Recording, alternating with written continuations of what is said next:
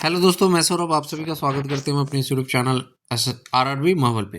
तो दोस्तों आरआरबी के दो एग्ज़ाम आपके आज शेड्यूल थे। पहला एग्ज़ाम आपका आरआरबी एएलपी 2025 जो 13 से एग्ज़ाम स्टार्ट हुए यानी आज से, और दूसरा आपका आरआरबी एनटीपीसी 2025 के अंडर ग्रेजुएट की टाइपिंग।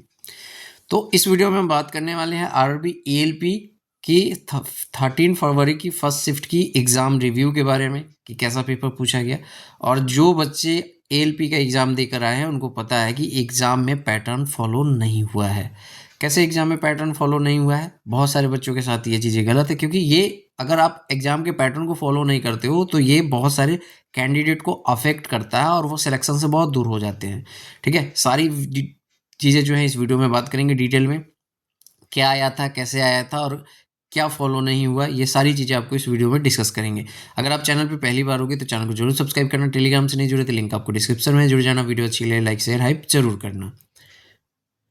जैसा कि आप यहाँ पे देख पाओगे कि ये हमारा आरआरबी एएलपी का जो है सीबीटी 1 और सीबीटी 2 के जो है यहाँ पे एग्जाम पैटर्न है। अगर हम बात करें, क्योंकि अभी हमारा सीबीटी 1 हो रहा है, इसमें अगर हम बात करें तो मैथमेटिक्स जो है 20 क्वेश्चन 20 मार्क्स के पूछे जाने थे।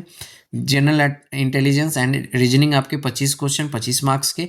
जनरल साइंस आपके 20 क्वेश्चन 20 मार्क्स के। General awareness and current affair 10 question 10 marks के। टोटल जो 75 क्वेश्चन 75 मार्क्स के 1 घंटे में आपको बनाने थे।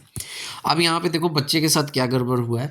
आप सभी को पता है कि हर एक बच्चा का ना कोई एक ऐसा सेक्शन होता है जिसमें उसे बहुत ज़्यादा पकड़ होती है। किसी का मैथमेटिक्स में होता है, किसी का रीजनिंग में होता है, किसी का साइंस में, किसी का जनरल अवेयरनेस में। जैसे जैसे है उनका वहाँ पे अपने अपने एक सब्जेक्ट में उनकी पकड़ होती है।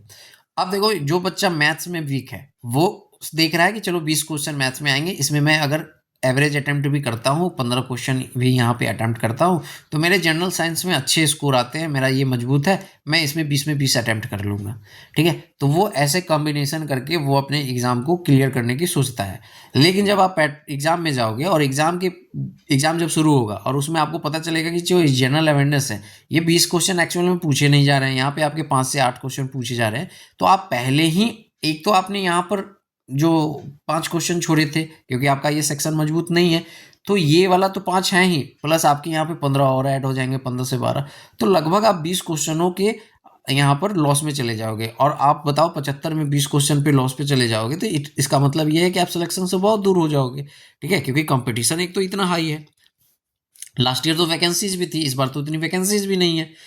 तो अब आपको मैं बताऊं कि आज के पेपर में हुआ क्या है कि यहाँ ने इन्होंने क्या किया कि जनरल साइंस के वेटेज को बहुत कम कर दिया। यहाँ पे 20 क्वेश्चन पूछे ही नहीं है। अगर यहाँ पे बात करें general awareness and current affair की तो सिर्फ 3 से 4 क्वेश्चन पूछे गए, जबकि यहाँ पे 10 क्वेश्चन मेंशन है। सारे जो सारे क्वेश्चन है वो मैथमेटिक्स और रीजनिंग में आपके पूछे गए। सबसे ज़्यादा मैथमेटिक्स में पूछा गया है, 30 क्वेश्चन के आसपास मैथमेटिक्स में पूछे गए हैं। तो ऐसे में आप समझो जो पहले 20 क्वेश्चन आप कह रहे थे, आप अब 30 क्वेश्चन पूछोगे तो फिर कैसे चलेगा? पैटर्न जो है वो फॉलो होना चाहिए ना, कि पैटर्न में हमारे पास इतने क्वेश्चन पूछे जाने हैं तो इतने क्वेश्चन पूछे जाना है। हर एक कोई उस पैटर्न के अकॉर्डिंग ही प्रिपरेशन करके आता है। अब तो जो बच्चा का मैथमेटिक्स और रीजनिंग नहीं उतना मजबूत होगा वो तो ऐसे ही बाहर हो गया। ठीक है, आपने जो जो पैटर्न में आपने सिलेबस में जो मेंशन किया है एटलीस्ट उसको तो पूछो कम से कम।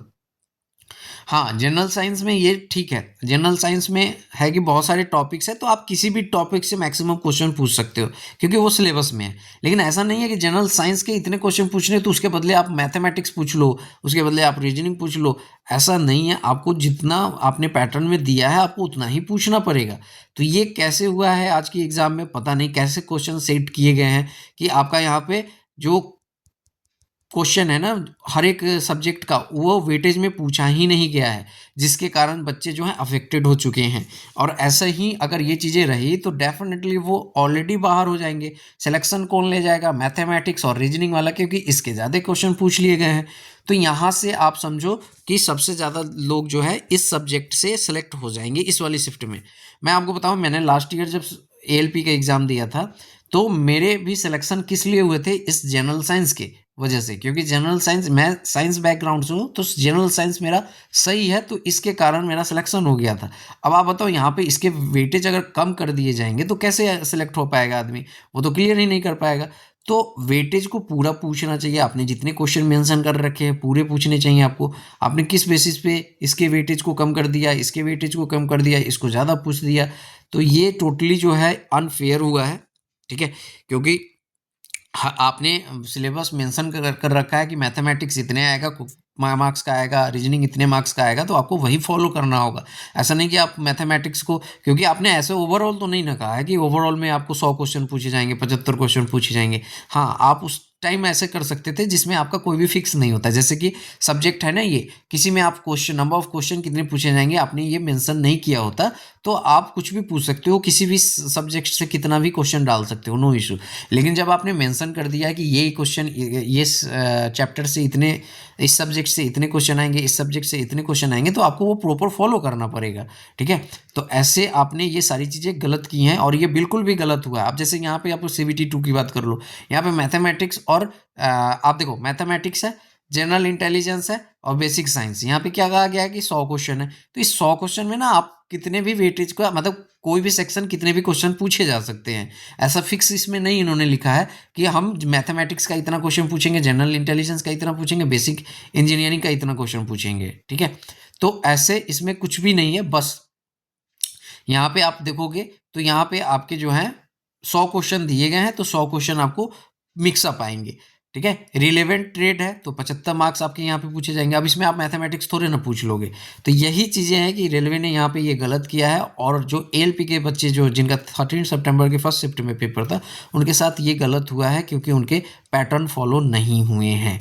आप सभी को अपना एग्ज़ाम का रिव्यू जरूर कॉमेंट करके बताना कि आपको क्या लगता है, जो चीज़ें मैंने बताई वो सही है या नहीं, और आपने कितने अटैम्प्ट किए हैं, क्या अफेक्ट हुआ है इसके कारण, ये सारी चीज़ें आप कमेंट कर सकते हो। अगर आप चैनल पे पहली बार होगे तो चैनल को जरूर सब्सक्राइब कर लेना। देखते हैं सेकंड शिफ्ट में कैसा रिव्यू आता है, थर्ड में, तो फिर मैं आपको एक प्रॉपर वीडियो बना के सारी चीज़ें बताऊंगा। मिलेंगे अगली वीडियो में, तब तक इतना ही। जय हिंद, जय भारत, सभी को ख्याल रखिएगा।